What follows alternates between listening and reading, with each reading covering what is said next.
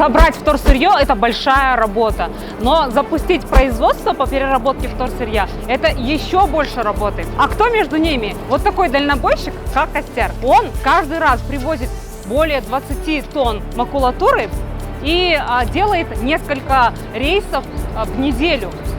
Давайте узнаем все подробности у такого участника проекта Эко-Колдау. Вот это специальные автовесы, которые измеряют вес машины, ну и макулатуры в том числе отдельно.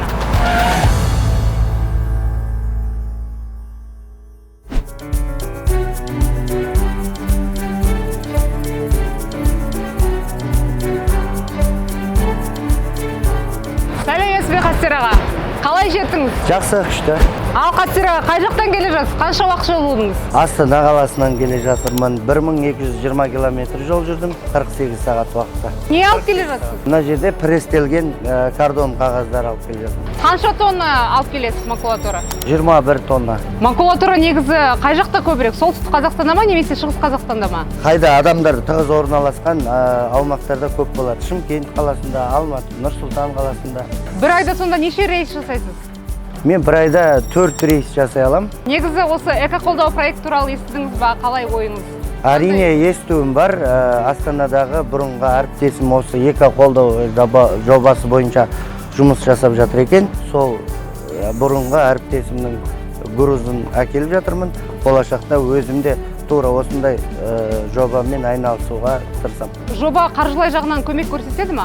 Иә, әрине ақшалай қолдау көмектеседі. Сосын мынау груздарды табуға ыңғайлы. Егер құпия болмаса, бір айда неше жалақы аласыз? Қанша ақша табуға болады?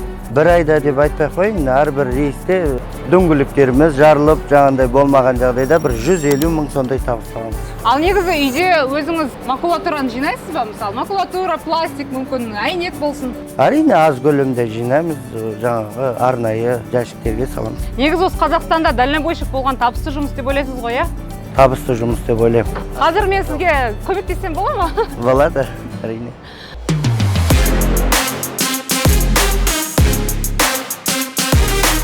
Ал ішінде не бар екенін көрейік. Мен сізге көмектесіп жіберейін. Ого!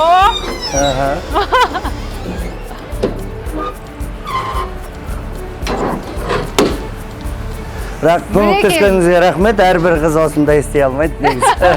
Рахмет. Не деген еңбек.